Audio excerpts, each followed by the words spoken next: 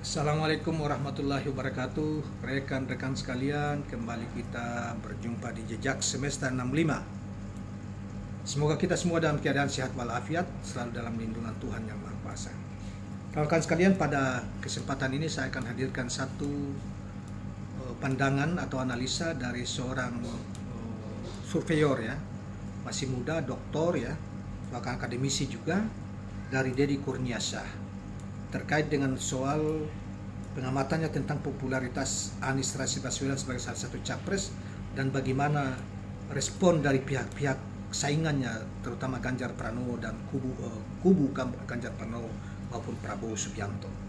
Nah, saudara sekalian, Deddy Kurniasah ini beberapa kali melakukan survei, misalnya survei pada bulan Februari yang lalu dengan lembaga surveinya Indonesian Political Opinion itu, AIPO, itu menempatkan Anies sebagai pemenang survei itu. Kemudian disurvei pada bulan, kalau saya salah pada bulan Mei yang lalu, awal Mei, itu Anies turun ke posisi kedua dan Ganjar urutan ketiga, Prabowo urutan pertama. Nah, tetapi dalam kaitannya dengan komentar dia atau ulasan dia terkait dengan popularitas Anies dan elektabilitasnya, membuat kubu yang lain atau capres yang lain agak ketargetir.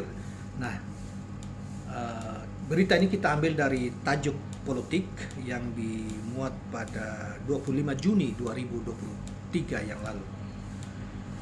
Saudara Direktur Eksekutif Indonesian Political Opinion AIPO atau IPO, Deddy Kurniasah, Dr. Deddy Kurniasah, menilai dengan popularitas Anies Baswedan yang semakin moncer membuat kubu bakal calon presiden dari PDIP Ganjar Pranowo gentar terhadap capres dari Koalisi Perubahan untuk Persatuan tersebut. Menurut Deddy, popularitas Anies dalam menghadapi Pilpres 2024 semakin moncer yang terlihat dari berbagai hasil survei. Moncer itu apa ya? Semakin naik atau semakin terkenal ya, semakin diminati gitu ya. Moncer tidak tahu bahasa apa gitu. Berkaitan dengan asumsi politik yang dikhawatirkan PDI Perjuangan dan koalisi Ganjar yang mendapat restu dari Jokowi, ujar Deddy dalam diskusi virtual cross check Metro TV Newscom bertajuk Anies akan diambil KPK.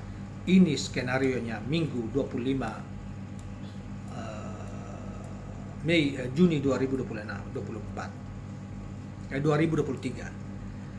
Deddy mengatakan Koalisi Perubahan untuk Persatuan saat ini merupakan yang terbesar dan solid. Hal itu bila dibandingkan dengan koalisi Ganjar maupun koalisi Prabowo Subianto. Kedua, elektabilitas Anies termasuk yang terkuat untuk situasi sekarang, papar Deddy. Deddy menyebut elektabilitas Ganjar memang konsisten tertinggi dalam berbagai survei, sedangkan elektabilitas Prabowo kadang tinggi kadang rendah. Tapi dari sisi angka, Anies dalam posisi stabil meski secara posisi bisa saja berada di bawah Prabowo, ujar Deddy. Menurut Deddy Kurniasah, hal itu membuat ikhtiar Anies maju di pemilihan Presiden Pilpres dijegal. Apalagi Anies terbukti mampu berkompetisi dan mengalahkan rivalnya dalam pemilihan gubernur Pilgub DKI Jakarta 2017 yang lalu. Terkait dengan adanya dugaan menjegal Anies telah banyak terlihat. Misalnya rumor jika Komisi Pemberantasan Korupsi yang akan segera menjadikan Anies sebagai tersangka dalam kasus Formula E. Padahal kasus Formula E sudah dilakukan 17 kali ekspos oleh KPK. Dan KPK sendiri sampai hari ini belum mendapatkan bukti korupsi. Bahkan laporan keuangan penyelenggaraan Formula E mendapatkan predikat yang sangat baik dari Badan Pemeriksa Keuangan atau BPK RI. Dari cerita di atas dapat kita simpulkan bahwasannya saat ini Anies ditakuti oleh pemerintah dan akan berusaha dijegal.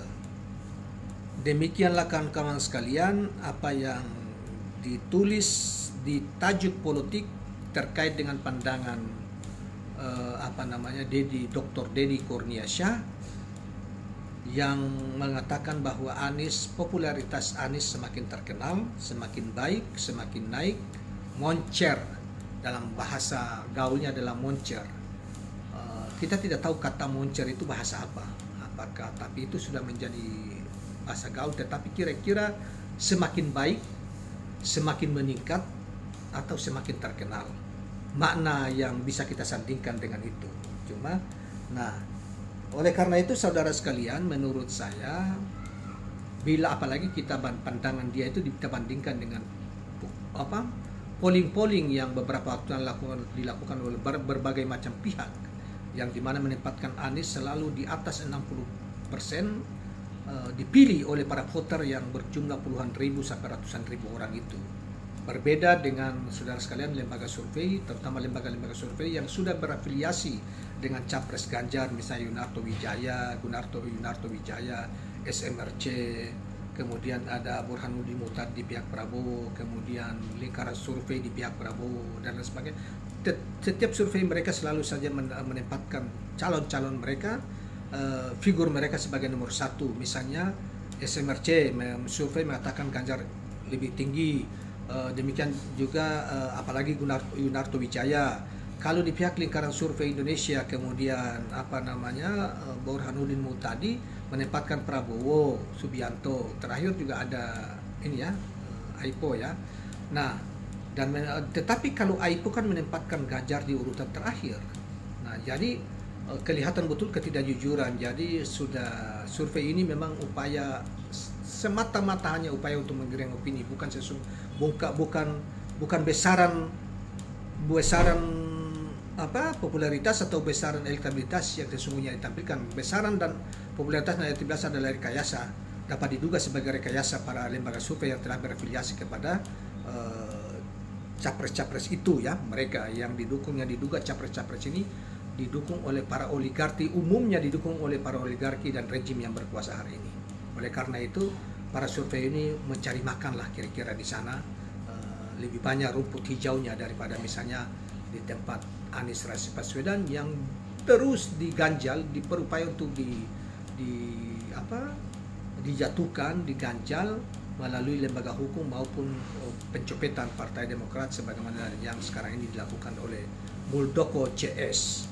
Demikianlah kawan-kawan sekalian, mudah-mudahan bermanfaat informasi ini dan mencerahkan serta menghibur kita sekalian.